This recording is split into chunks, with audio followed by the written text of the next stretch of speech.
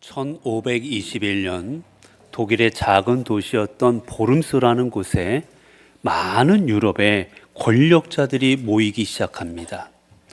당시 이 지역의 황제였던 카를 5세, 그리고 교황이 보낸 교황의 특사, 그리고 추기경들, 신학자들, 법학자들, 소위 그 시대 말하는 유럽의 종교 최고 지도자들이 한자리에 모이기 시작합니다.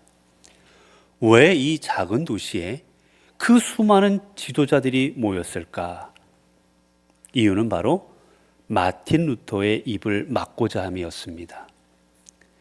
당시 교회는 부패했었습니다. 당시 교회는 성 베드로 성당을 짓느라 많은 돈을 써버렸어요. 그럼에도 불구하고 돈이 부족합니다. 그렇게 되자 교회가 어떻게 했느냐? 사람들에게 면죄부라는 것을 팔기 시작합니다. 그 면죄부라는 거는 뭐냐?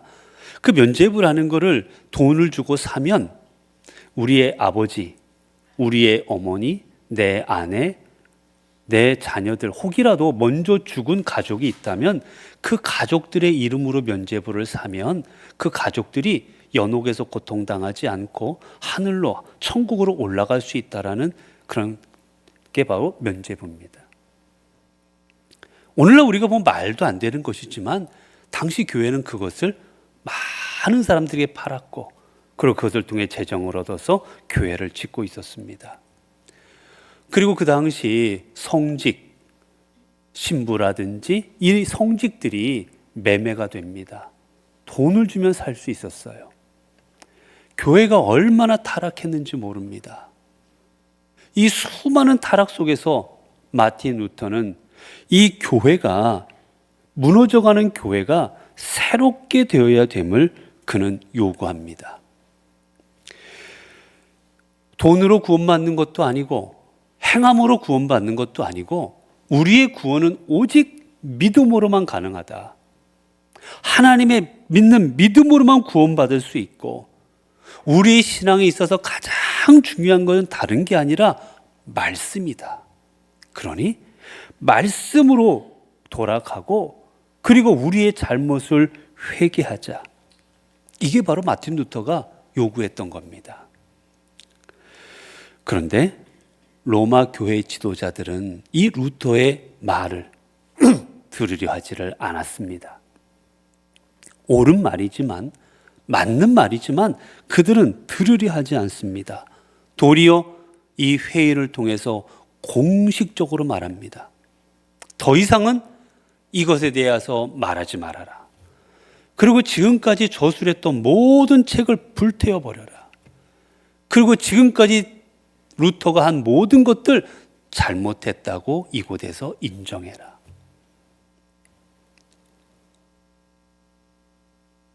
마틴 루터에게 입을 닫고, 그리고 지금까지 한 것들에 대해서 잘못했다고 시인하라고 이야기하는 것입니다. 이렇게 했던 핵심적 이유는 무엇이었겠습니까? 그건 바로 마틴 루터의 말이 틀려서가 아니라 바로 자신들이 만들었던 그 질서, 자신들이 얻고 있는 이 모든 기득권들이 흔들릴 수 있었기 때문이었습니다. 다시 말하면 이 회의는 진리를 추구하고 어떻게 하면 하나님 앞에 바로 설까를 위해서 정치, 종교 지도자들이 한자리에 모였던 모임이 아니라 오직 우리들의 기득권, 우리들의 이익, 우리들의 탐욕, 그것을 지키기 위한 모임이었습니다. 결국 이 모임을 통해서 마틴 루터를 파면시켰고 이단자로 규정했고 마틴 루터를 잡아 죽이고자 합니다. 결국 이 모임은 진리를 외면한 채 자신들의 기득권과 이익만을 추구한 대표적인 모임으로 우리에게 그렇게 불려지고 있습니다. 우리는 이 땅을 살아가며 많은 모임들을 합니다. 여러분도 아마 개인적으로 이런저런 모임들이 많이 있을 것입니다. 내가 참여하고 있는 모임들이 있습니다. 왜냐하면 우리는 내가 혼자 하는 것보다 여러 명이 함께 할 때 더 힘을 얻을 수 있기 때문이지요. 어떤 모임은 친교를 위해서 모이기도 하고, 어떤 모임은 내 정치적인 성향에 따른 모임을 하기도 하고, 때로는 어떤 공동의 일을 이루기 위해서 또 모이기도 합니다. 우린 여러 가지 이유로 모입니다. 근데 중요한 건 이 모임에 몇 명이나 모였고 얼마나 많은 모임을 하고 있느냐가 중요한 게 아니라, 진짜 중요한 건 뭐겠습니까? 바로 우리가 모이고 있는 이 모임이 왜 모였고, 이 모임의 목적이 무엇이고, 이 모임이 지금 어떤 일들을 행하고 있는지, 중요한 건 그 모임의 목적과 성격인 겁니다.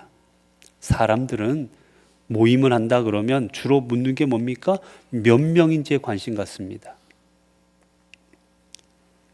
여러분, TV를 보시고 뉴스를 보면 주로 나오는 게, 어떤 모임이 있다 그러면 늘 나오는 게 뭡니까? 몇 명 모였냐는 겁니다. 15,000명이 모였다, 경찰 추산으로 600명이 모였다. 언제나 헤드라인에는 뭐가 나오느냐? 몇 명 모였다라는 게 나와요. 사람들의 관심은 거기 있습니다.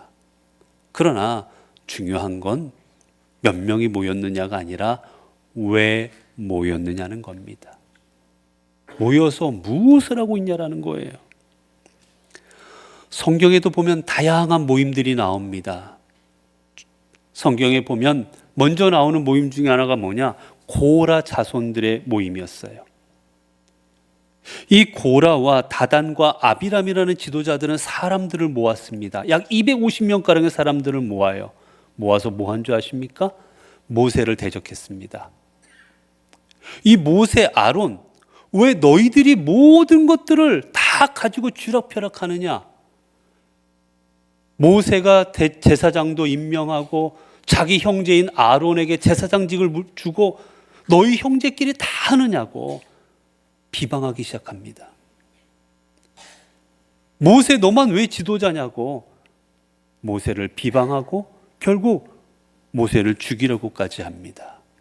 그 모임이 바로 고라 자손의 모임이었어요. 어떤 모임 또 있습니까?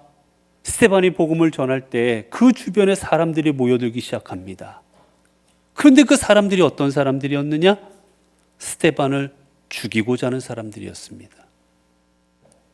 스데반이 전하는 복음, 예수 그리스도께서 너희를 위하여 십자가를 지셨고 그리고 3일 만에 부활하셨고 너희를 위하여 이 땅의 구세주가 되었다는 그 복음 증거하는 스데반을 죽이고자 사람들이 모입니다. 그리고 결국 스데반을 죽입니다. 또 어떤 모임도 있습니까? 바울이 잡혔을 때 유대에는 저 바울을 죽이기 전에는 내가 물도 마시지 않고 먹을 걸 전혀 먹지 않겠다고 바울을 죽이겠다고 모인 사람들도 있었습니다. 가룟 유다와 대제사장, 그들은 왜 모였습니까? 주님을 죽이고자 모입니다.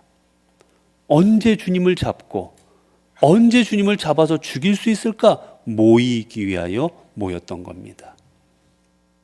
이처럼 이 모임들은 누군가를 죽이고자 모입니다. 반면 이런 모임도 있습니다. 여호수아는 죽음에 임박하자 백성들을 모읍니다. 그리고 말합니다. 나와 내 집은 여호와를 섬길 것이다. 내가 떠나가면 나는 지금까지 여호와를 섬겼다. 이제 내가 떠나가면, 내가 죽으면 너희는 누구를 섬길 것이냐? 너희의 섬길 자를 택하라. 결국 그곳에 모였던 수많은 백성들은 그들은 고백합니다. 우리도 여호와를 섬기겠습니다. 우리도 하나님을 섬기겠습니다. 그 모임은 하나님을 선택하고 하나님을 섬기겠다고 다짐한 모임이 됩니다. 사무엘은 이스라엘 사람들을 미스바에 모이게 합니다. 블레셋과의 전쟁이 임박하자 사람들을 모으고 그리고 사람들에게 이야기하지요. 너희가 지금까지 섬기는 우상들을 버려라. 그리고 금식하고 자복해라. 그래야만이 하나님께서 너희를 구원할 것이다 라고 말씀합니다. 결국 미스바에 모였던 수많은 사람들은 하나님 앞에 죄를 회복하고 하나님 앞에 자신들의 잘못을 고백하고 금식하고 하나님께로 돌아서는 그 계기를 마련하는 모임을 갖습니다. 느헤미야는 포로로 귀환했던 백성들을 모읍니다. 그리고 그들에게 이야기합니다. 너희가 어찌하여 너희 속에 하나님이 아닌 다른 신들을 섬기려는 마음들을 갖고 있느냐고, 너희의 죄를 회개하라고 그들에게 권면하지요. 그리고 금식하고 베옷을 입고 하나님 앞에 나오라고 합니다. 결국 이들은 말씀 앞에서 하나님 앞에 공동체가 회복되는 계기를 만드는 모임이 됩니다. 에스라는 또한 귀환했던 백성들을 한 곳에 모읍니다. 그리고 그들에게 무엇을 하였습니까? 말씀을 읽어줍니다. 하나님의 말씀이 무엇인지, 오늘 우리에게 주신 하나님의 음성이 무엇인지 백성들에게 읽어줍니다. 그때 놀라운 역사가 일어납니다. 백성들이 회개합니다. 백성들이 말씀 앞에 다시 서게 됩니다. 주님의 말씀을 증거하실 때 많은 사람들이 모였습니다. 그들은 왜 모였습니까? 말씀을 듣고 새 삶을 살아가고자, 말씀을 듣고 새 생명을 얻고자, 말씀을 듣고 구원받고자, 하나님 나라의 비밀을 깨닫고자 그들은 주님 앞에 모였고, 그 모인 사람들은 영생의 비밀을 깨닫고 영생으로 나아가게 되었습니다. 자, 여러분, 앞에서 이야기했던 모임들과 지금 이야기한 모임들의 차이가 무엇입니까? 고라 자손의 모임, 스데반을 죽이려고 바울을 죽이려 했던 이 모든 모임들은 다 누군가를 죽이려 하는 모임이었습니다. 누군가를 해하고자 하는 모임이었어요.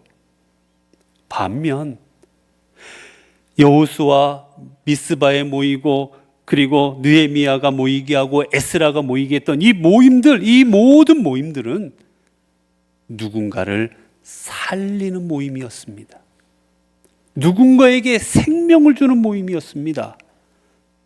주님의 산상수훈을 했던 그 모임과 주님의 삶을 통해 모였던 모든 모임 또한 다 살리는 모임이었어요. 그렇습니다, 여러분.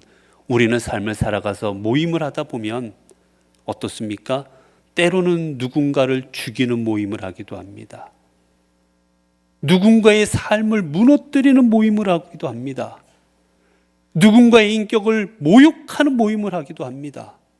반면 어떤 모임은 누군가를 살리고, 누군가를 힘을 얻게 하고, 누군가를 위로하고, 누군가의 손을 잡아주는 그런 모임을 갖기도 합니다. 왜 어떤 사람, 어떤 모임은 누군가를 죽이고 어떤 모임은 누군가를 살리는, 왜 그런 모임으로 나뉘어지겠습니까? 이유는 하나입니다.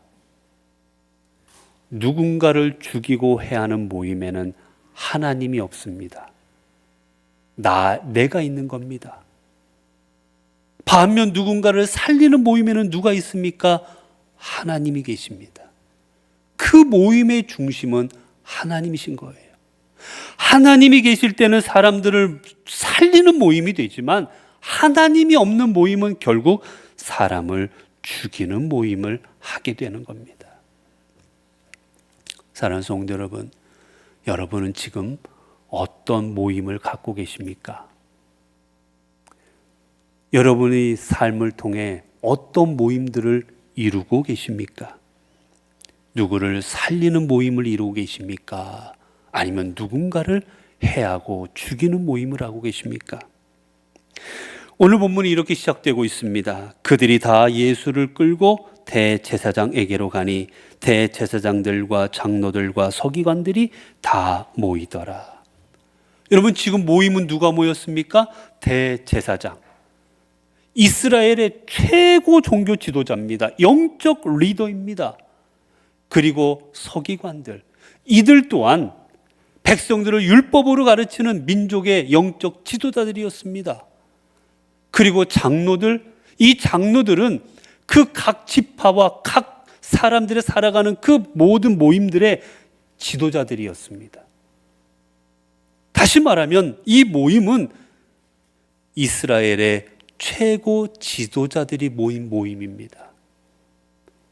특히 영적으로도 그들을 이끌어가는 종교 지도자들 또한 모인 최고의 모임입니다.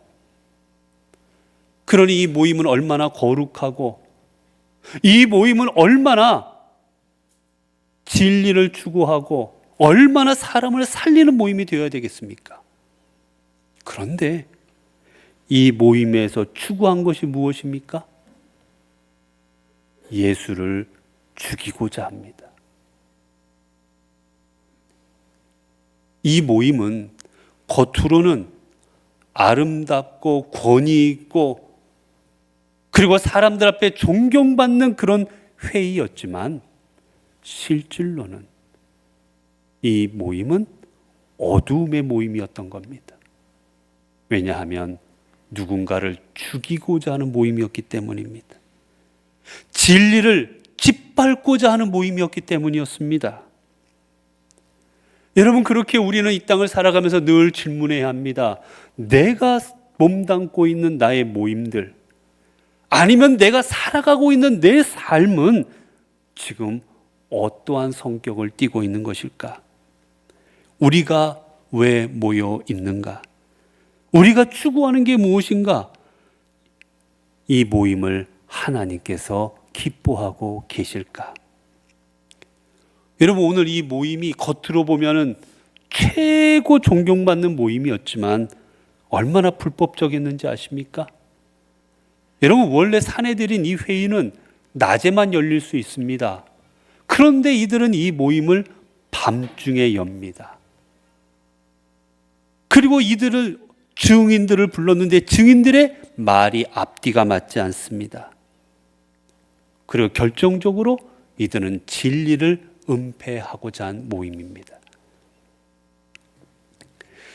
자신들의 뜻과 같지 않은 주님, 자신들을 따르지 않는 그 주님, 결국 이 주님이 자신들의 기득권을 무너뜨릴 수 있다고 생각하고 그들은 주님을 죽이고자 주님이 두려워서 이 모임을 가졌던 겁니다.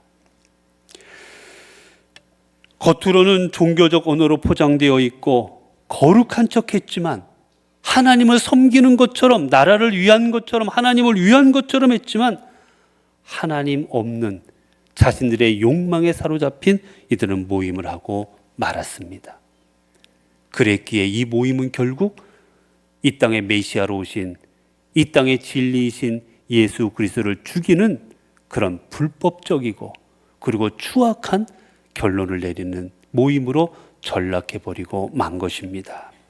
여러분, 이처럼 하나님 없이 모이는 모임은 그 어떤 모임도 올바를 수가 없습니다. 아무리 종교 지도자들이 모였다 할지라도, 아무리 정치 지도자들이 모였다 할지라도, 아무리 존경받는 사람, 유명한 사람이 모였다 할지라도, 교회의 이름으로 모였다 할지라도 하나님 없는 모임은 결국 그 모임은 누군가를 죽이고 맙니다. 역사 속에서 보면 십자군 전쟁이라는 것이 있었습니다. 예루살렘이 이슬람 나라에 의해서 예루살렘이 함락되자 그곳을 순례하던 많은 그리스도인들이 핍박을 받고 어려움을 경험하게 됩니다. 이에 유럽의 기독교 국가들은 저 이방인의 손에 넘어간 예루살렘을 탈환해서 하나님께 영광이 되고 그 땅을 순례하는 우리 그리스도인들이 안전하게 다닐 수 있도록 해야 되겠다라는 명목으로 십자군 전쟁을 일으킵니다. 그런데 역사적으로 보면 이 십자군 전쟁은 전쟁 중에 가장 추악한 전쟁 중에 하나로 전락해 버립니다. 얼마나 많은 무고한 사람을 죽였는지 모릅니다. 얼마나 잔인한 일들을 했는지 모릅니다. 심지어는 이 십자군들은 그리스도인들까지도 공격했습니다. 그리스도인들을 위해서 전쟁을 일으켰는데 그리스도인들까지도 공격합니다. 왜 그랬을까? 겉으로는 하나님 나라를 위해, 하나님을 위해 한다고 했지만 이 전쟁에 참여한 사람들은 누구였고 이 전쟁을 기획한 사람들은 누구였느냐? 점점 교황과 교회의 권위가 약화되자 이 교황과 권위를 더 내세우기 위해서 교회도 이 전쟁에 참여시킵니다.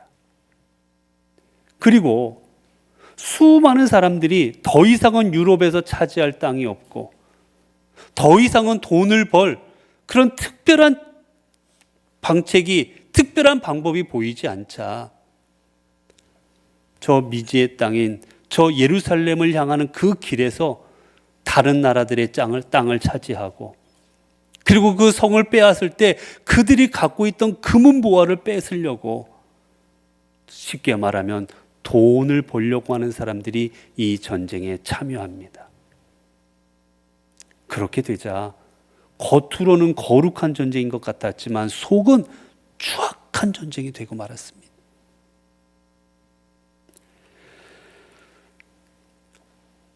이 땅을 말씀으로 오시고 우리를 위해 십자가를 지었던 주님, 그 주님께서는 여러분 어떠한 삶을 살아가셨습니까?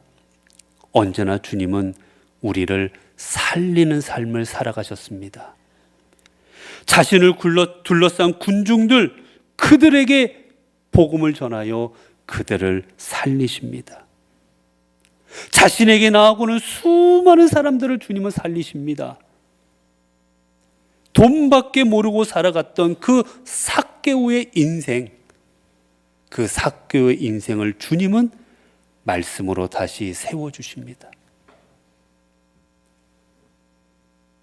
혈루증을 앓며 사람들에게 손가락질 당하던 그 여인의 병을 고쳐주셔서 그 여인의 삶을 살리십니다.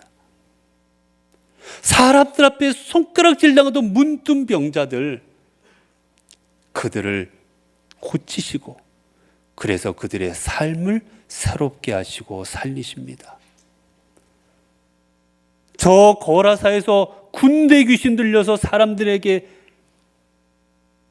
소외당하고 광야에서 쇠사슬에 묶인 채 비참하게 살아가고 있던 거라사 광인, 그 귀신을 다 쫓아내시사 그 사람의 삶을 새롭게 세워주시고 살리십니다.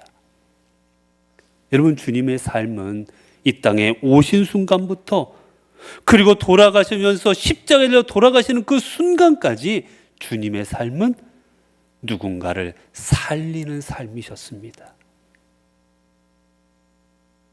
주님이 모이는 그 모든 모임은 누군가를 살리기 위한 모임이었어요. 사람들이 가늠하다 잡힌 여인을 현장에서 붙잡아 가지고 옵니다.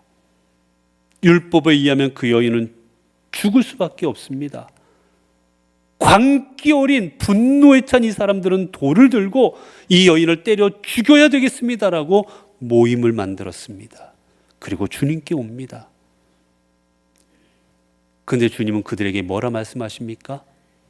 죄 없는 자가 먼저 돌로 쳐라. 사람들은 지금 이 여인을 죽이고자 광기 어린 모습으로 손에 돌멩이 들고 지금 모임을 하고 있지만 주님은 거꾸로 그 여인의 삶을 살리십니다.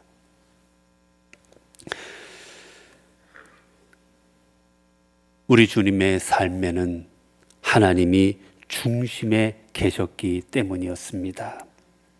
사랑하는 성도 여러분, 여러분은 지금 무엇을 위해 모이고 계시고 여러분의 삶은 지금 무엇을 추구하고 살아가고 계십니까?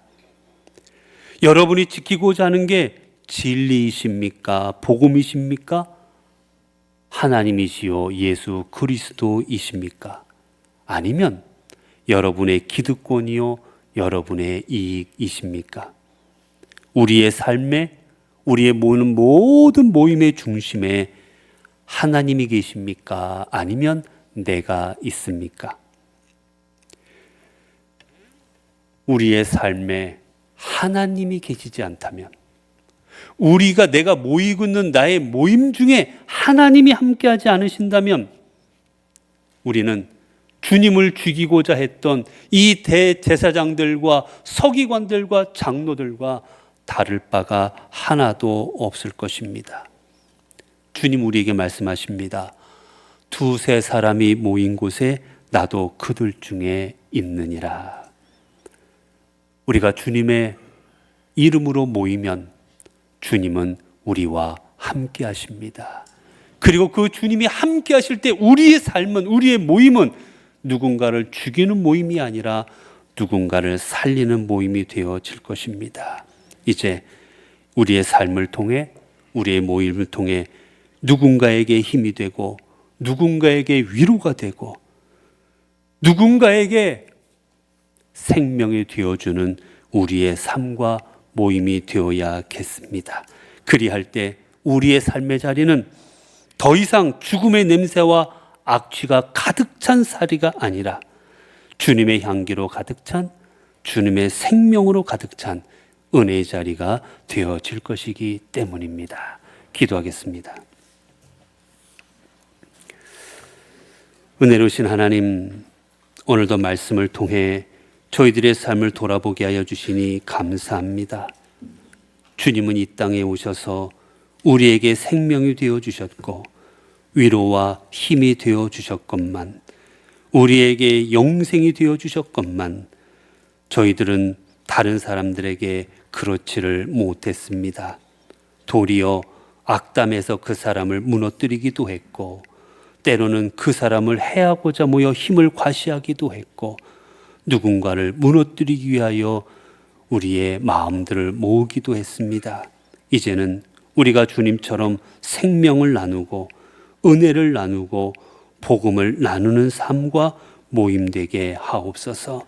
그리하여 이제는 더 이상 저희들의 삶과 모임을 통해 주님의 영광이 가리워지지 않고 오직 하나님께 영광되는 삶이 되게 하옵소서. 우리 주 예수 그리스도의 이름으로 기도드리옵나이다. 아멘.